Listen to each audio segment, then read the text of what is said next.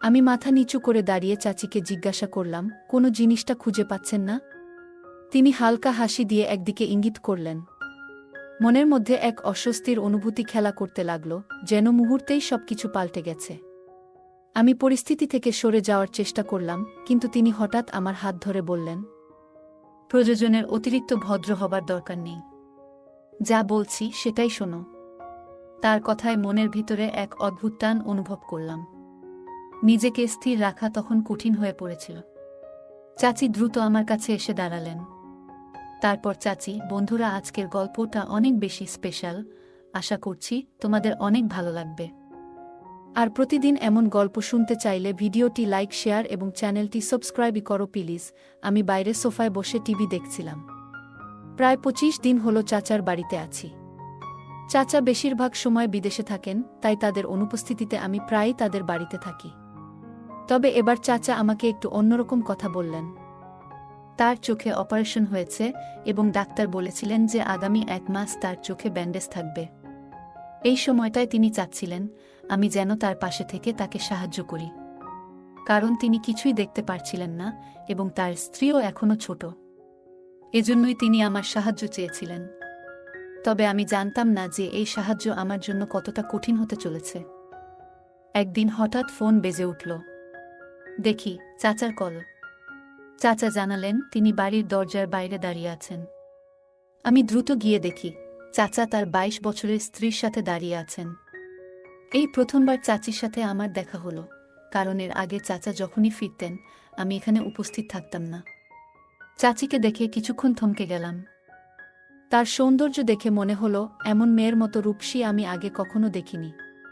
যে কোনো পুরুষ তার সৌন্দর্যে মুগ্ধ হতে বাধ্য। চাচা বিদেশে থাকাকালীন চাচির সাথে পরিচয় হয়েছিল এবং সেখানেই তারা বিয়ে করেছিলেন। চাচির সৌন্দর্য দেখে আমার মনে হচ্ছিল চাচা সত্যিই ভাগ্যবান। কিন্তু চাচির চোখে আমি এক ধরনের রহস্যময় দৃষ্টি লক্ষ্য করছিলাম, যা আমাকে কিছুটা অস্বস্তি দিচ্ছিল।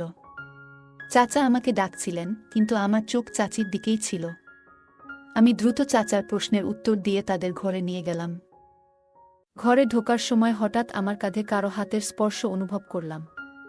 ঘুরে দেখি চাচি এক রকম অদ্ভুত হাসি নিয়ে আমার দিকে তাকিয়ে আছেন। চাচি আমার দিকে এমনভাবে তাকিয়ে হাসছিলেন যেন হাজারো প্রশ্ন লুকিয়ে আছে তার সেই হাসিতে। আমি কোনো উত্তর দিতে চাইছিলাম না, কারণ আমি জানতাম উত্তর দিলে হয়তো এমন কিছু হতে পারে যা চাচার জন্য ভালো হবে না। আমি দ্রুত চাচাকে ঘরের ভেতর নিয়ে এলাম এবং তাকে বসতে বললাম। তখনই চাচির কণ্ঠ শুনলাম, কুনাল, একটু বলো তো রান্নাঘরে কোনো জিনিস কোথায় রাখা আছে? তার কথায় আমি একটু অস্বস্তি অনুভব করলাম।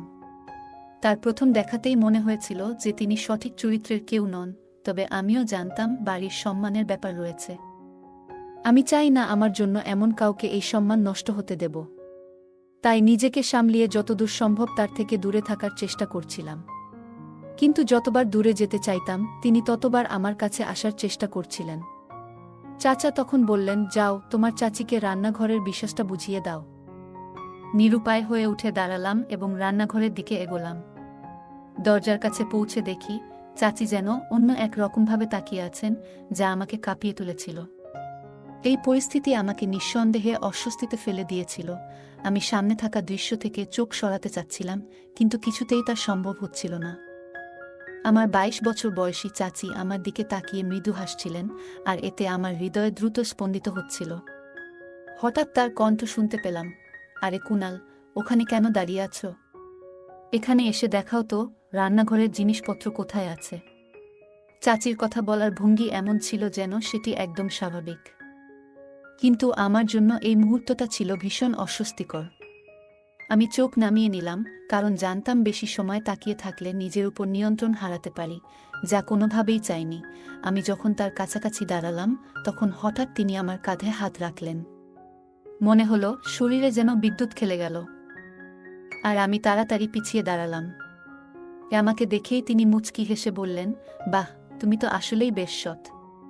ভাবতেই পারিনি তুমি এতটা সরল। আমার ধারণা ছিল তোমার চরিত্র অন্যরকম। তার কথা শুনে আমি হতভম্ব হয়ে গেলাম। এমনভাবে বলছিলেন যেন আমার পুরো জীবনটাই তিনি জানেন। তার এমন কথায় যেন আকাশ ভেঙে মাথায় পড়ল। এমন কিছু কথা ছিল যা আমার পরিবারের কেউই জানত না। এমনকি বেশিরভাগ বন্ধুর কাছেও কখনো বলিনি। তাই চাচির মুখে এসব কথা শুনে আমি অবাক হয়ে গেলাম। তিনি আমার দিকে তাকিয়ে হাসলেন এবং বললেন, তোমার এত অবাক হওয়ার দরকার নেই, আমার জন্য এসব জানা কঠিন কিছু না। এই কথা বলেই তিনি চোখ মারলেন। তখনই বুঝতে পারলাম এই মহিলা খুবই চালাক এবং তার সাথে কোনো ঝামেলায় জড়ানো মানে নিজের বিপদ ডেকে আনা। তাই আমি ঠিক করলাম আর বেশি সময় এখানে না থেকে বাড়ি ফিরে যাব। আমি মাথা নিচু করে দাঁড়িয়ে চাচিকে জিজ্ঞাসা করলাম, কোনো জিনিসটা খুঁজে পাচ্ছেন না? তিনি হালকা হাসি দিয়ে একদিকে ইঙ্গিত করলেন।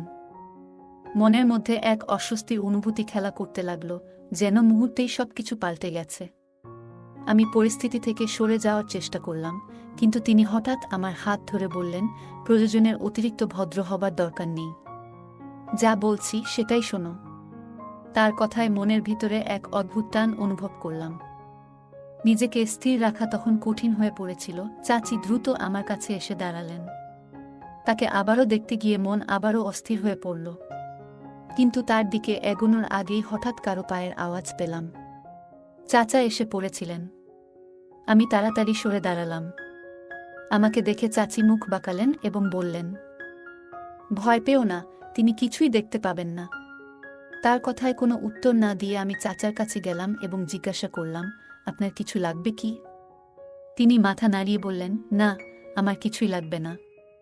তবে আমি চাই তুমি। চাচা আমাকে বললেন, তোমার চাচিকে ফার্ম হাউসে নিয়ে যাও, কারণ এখান থেকে যাওয়ার আগে থেকেই সে সেখানে যাওয়ার জন্য খুব উৎসাহী ছিল। তুমি জানো সেই এলাকাটা কত সুন্দর। যখন তাকে ফার্ম হাউসের ছবিগুলো দেখালাম, তখন থেকেই সে যাওয়ার জন্য অস্থির হয়ে পড়েছে। আমি একবার চাচির দিকে তাকালাম আর দেখলাম তিনি আমাকে এক অদ্ভুত দৃষ্টিতে দেখছেন। হঠাৎ তিনি এমনভাবে ইশারা করলেন যে আমার লজ্জায় মাথা নিচু হয়ে গেল। মনে হলো চাচাকে না বলে দিই, কিন্তু চাচা অনেকটা অনুরোধের সুরেই আমাকে বলেছিলেন। আমি চাচাকে আমাদের সাথে যেতে বললাম, কিন্তু তিনি ক্লান্তির কথা জানিয়ে থেকে যেতে চাইলেন। তিনি বললেন, আমি এখানে বিশ্রাম নেব, তোমরা দুজনেই যাও। চাচিও উৎসাহ নিয়ে বললেন, তাহলে আর দেরি কেন, তাড়াতাড়ি চলো। এই বলে তিনি আমার হাত ধরে টেনে সামনের দিকে নিয়ে যেতে শুরু করলেন। আমি পেছনে ফিরে চাচার দিকে তাকালাম, কিন্তু তিনি অন্যদিকে মনোযোগী ছিলেন এবং আমাদের দিকে ফিরেও তাকাচ্ছিলেন না। এদিকে চাচি আমার হাত শক্ত করে ধরে রেখেছিলেন, যার স্পর্শে আমি অস্বস্তিতে পড়ে যাচ্ছিলাম। অবশেষে এক ঝটকায় হাতটা ছাড়িয়ে নিলাম। আমি তাকে কড়া সুরে বললাম, আমার সাথে এমন আচরণ করার কোনো প্রয়োজন নেই। তুমি যেভাবে আমাকে ভাবছ, আমি সেরকম নই, আর তোমার কোনো ইচ্ছাও আমি পূরণ করব না। আমার কথা শুনে তার চোখে জল চলে এলো, কিন্তু আমি তার দিকে আর একবারও তাকালাম না। তাই এতে আমার কোনো প্রভাব পড়ল না। তবে মনে হচ্ছিল 22 বছর বয়সী একটি মেয়ে আমার সামনে দাঁড়িয়ে এবং এই মুহূর্তে সে আমার উপর নির্ভরশীল। এমন ভাবনাই আমাকে ভীষণ অস্থির করে তুলেছিল। আমি দ্রুত সেখানে থেকে সরে এসে নিজের ঘরে চলে এলাম। বুক ভরে শ্বাস নিচ্ছিলাম, কিন্তু বুঝতে পারছিলাম না কিভাবে এই সমস্যার সমাধান করব। তার আচরণে আমি বেশ বুঝতে পেরেছিলাম নিজেকে নিয়ন্ত্রণ করা আমার পক্ষে সহজ হবে না। অবশেষে বুঝতে পারলাম আমারও সীমাবদ্ধতা আছে এবং অনেকক্ষণ ধরে নিজেকে নিয়ন্ত্রণ করা সম্ভব নয়। সেই সাথে মনে হচ্ছিল সুযোগ এখনই আমার সামনে। কিন্তু এমন চিন্তা মাথায় আসতেই দুহাতে নিজের মাথা চেপে ধরলাম এবং মনে মনে নিজেকে শান্ত রাখার চেষ্টা করতে লাগলাম। হঠাৎ শরীরটা খারাপ লাগতে শুরু করলো, তাই চাচার কাছে গিয়ে বললাম, আজ হয়তো আমি যেতে পারবো না। কিন্তু তখনই চাচিকে সুন্দর পোশাক পরে দাঁড়িয়ে থাকতে দেখলাম এবং এক মুহূর্তে থমকে গেলাম। তাকে দেখে মনে হচ্ছিল যেন এক অনন্য সৌন্দর্যের ঝলক দেখা দিচ্ছে। আমি দৃষ্টি সরিয়ে নেওয়ার চেষ্টা করলাম, কিন্তু বারবার চোখ ফিরে যাচ্ছিল। মনে হচ্ছিল নিজের আবেগকে সামলে রাখা কঠিন হয়ে পড়ছে। সেই মুহূর্তে ভাবলাম, হয়তো তার ইচ্ছাটি সম্মান জানানোই সঠিক হবে। যদি সে নিজেই এতে স্বাচ্ছন্দ্য বোধ করে, তবে আমি কেন পিছু হটব? এমনটা ভেবে অজান্তেই মুখে এক রহস্যময় হাসি ফুটে উঠল। মনে হচ্ছিল ভেতরে লুকিয়ে থাকা এক দুর্বলতা যেন ধীরে ধীরে আত্মবিশ্বাসের রূপ নিচ্ছে। যখন কেউ আন্তরিকভাবে সৌন্দর্যের মাধ্যমে মনোযোগ আকর্ষণের চেষ্টা করে, তখন নিজেকে সংযত রাখা সহজ নয়। শুরুর দিকে নিজেকে সামলে রাখা কঠিন ছিল, কিন্তু একবার মনে হলো যে পরিস্থিতি মেনে নিলে সব সহজ হয়ে যাবে। তখন থেকেই মনে একটা স্বস্তি এলো, সবকিছু স্বাভাবিক মনে হতে শুরু করল। তাই বেশ আত্মবিশ্বাসের সুরে বললাম, চলো, আমাদের যাত্রা শুরু করতে হবে। আমি চাচাকে বললাম, দ্রুত না গেলে আবহাওয়া খারাপ হয়ে যাবে। আমার কথা শুনে চাচা বললেন, আবহাওয়া খারাপ হয়ে গেলে দুজনেই সেখানেই থেকে যেও। চাচার এমন সহজভাবে বিশ্বাস করাটা দেখে আমার মনে একটু অপরাধ বোধ তৈরি হলো। চাচা আমার ওপর যে আস্থা রেখেছেন সেটা মনে হতেই অস্বস্তি হচ্ছিল। তখন হঠাৎ অনুভব করলাম কেউ আমার হাত ধরেছে। তাকিয়ে দেখি চাচি দাঁড়িয়ে আছেন আর মিষ্টি করে হাসছেন। চাচি বললেন, চলো, আর দেরি কেন? আমি হেসে ফেললাম, যা দেখে চাচি একটু বিস্মিত হয়ে নিচু হয়ে তাকালেন। তাকে নিয়ে দ্রুত গাড়ির দিকে এগোলাম। পথে তিনি মুচকি হেসে বললেন, তোমার তো সাহস এত তাড়াতাড়ি ফুরিয়ে গেল। আমিও হেসে উত্তর দিলাম, সামনে এমন একজন সুন্দরী থাকলে কারই বা সাহস থাকে। তার হাসিটা বেশ মোহময় ছিল। যদি বলি তিনি সম্পূর্ণ রূপের আধার, তাতে ভুল কিছু হবে না। তার কণ্ঠ থেকে শুরু করে তার হাসি সবই বেশ আকর্ষণীয় ছিল। তখন বললাম, সেখানে গিয়েও কি তুমি অন্যদেরও এমন করে আকর্ষণ করবে? আমার কথা শুনে প্রথমে সে একটু রেগে আমার দিকে তাকালো, কিন্তু কিছুক্ষণ পরেই হেসে উঠল। তার এমন আচরণ দেখে অবাক হলাম, কারণ আমি তো কোনো মজা করিনি, শুধু সোজাসুজি এক প্রশ্ন করেছিলাম। সে বলল, না, আমি ওখানকার অন্য কাউকে আকর্ষণ করার চেষ্টা করিনি। তোমার চাচা আমাকে ঘরে রেখে বাইরে যেতেন, যাতে কারো সাথে আমার কোনো সম্পর্ক না হয়। তার কথা শুনে কিছুটা হতবাক হয়ে জিজ্ঞাসা করলাম, কেন এমন করতেন? সে হেসে বলল, আসলে একবার তোমার চাচা আমাকে কিছু ভুলভাবে ধরে ফেলেছিলেন। তখন আমি মিথ্যে বলেছিলাম যে সে আমার দূরের আত্মীয়। কিন্তু তুমি তো জানো তোমার চাচা কতটা সরল মানুষ। তিনি এখনও আমাদের একসাথে যেতে দিয়েছেন, যদিও জানেন যে আমরা দুজনেই তরুণ। বেশিরভাগ মানুষ বুঝতে পারে না যে কখন পরিস্থিতি খারাপ হতে পারে। তার কথা শুনে আমি মাথা নাড়লাম এবং বললাম, না, চাচা আমাদের পরিবারের সবচেয়ে বুদ্ধিমান মানুষ। তার এই বিশ্বাসকে কখনো ভুল ব্যাখ্যা করতে দিও না। সামনে তো বাবার চালাকি বেশিক্ষণ টিকতে পারে না। আমার কথা শুনে সে হাসল এবং বলল, হয়তো তাই হবে, কিন্তু আমার ব্যাপারে সে একেবারেই বোকা। আর এটা নিয়ে আমি বেশ খুশি। এখনো তুমি জানো না যে সে আমাকে কতটা বড় আনন্দ দিতে চলেছে। আমি ওর দিকে তাকাতেই সে খিলখিল করে হেসে উঠল। ফার্মহাউস এখানে থেকে প্রায় 2 ঘন্টার পথ। আমরা প্রায় আধা ঘন্টা ধরে গাড়ি চালাচ্ছি। আমার মনে হচ্ছিল যেন উড়ে সেখানে পৌঁছে যাই। যত দ্রুত যাওয়ার চেষ্টা করছিলাম ততই যেন বাধা আসছিল। প্রথমে গাড়ির যান্ত্রিক সমস্যা দেখা দিল, তারপর হঠাৎ করেই পেট্রোল শেষ হয়ে গেল। আমি তখনও রাস্তার মাঝখানে গাড়ি থামিয়ে দাঁড়িয়ে আছি। চাচি চিন্তিত চোখে তাকিয়ে বললেন, এটা কি মজা করছো? তুমি বুঝতে পারছো না যে আমার ধৈর্য হারিয়ে ফেলছি? আমি তাকে বকাঝকা করে বললাম, আমার অবস্থাও একই। তাই দয়া করে আমাকে আর কথা শোনাতে এসো না। কিছুক্ষণ চেষ্টা করার পর অবশেষে গাড়ি ঠিক হলো। আমি স্বস্তির নিঃশ্বাস ফেললাম এবং আবার ফার্মহাউসের পথে এগোতে লাগলাম। সেখানে পৌঁছাতেই আবহাওয়া হঠাৎ খারাপ হয়ে গেল। ঝমঝমিয়ে বৃষ্টি নামল। বাইরে এমন আবহাওয়ায় গাড়ি চালানো মানেই বিপদকে আমন্ত্রণ জানানো। আমাকে দেখে চাচি হাসতে লাগল এবং বলল, দেখো, প্রকৃতিও আজ আমাদের পাশে আছে, মানে আজকের দিনটা আমাদের। ওর কথা শুনে আমিও একটু হেসে ফেললাম। তখন আমরা ফার্ম হাউজে এর সামনে ছিলাম। আমরা সেখানে দাঁড়িয়ে কথা বলছি, এমন সময় হঠাৎ পেছনে কারো উপস্থিতি অনুভব করলাম। পিছনে ফিরে তাকাতেই দেখি কয়েকজন দাঁড়িয়ে আছে। তাদের দেখে মনে হলো যেন মাথার উপর আকাশ ভেঙে পড়েছে।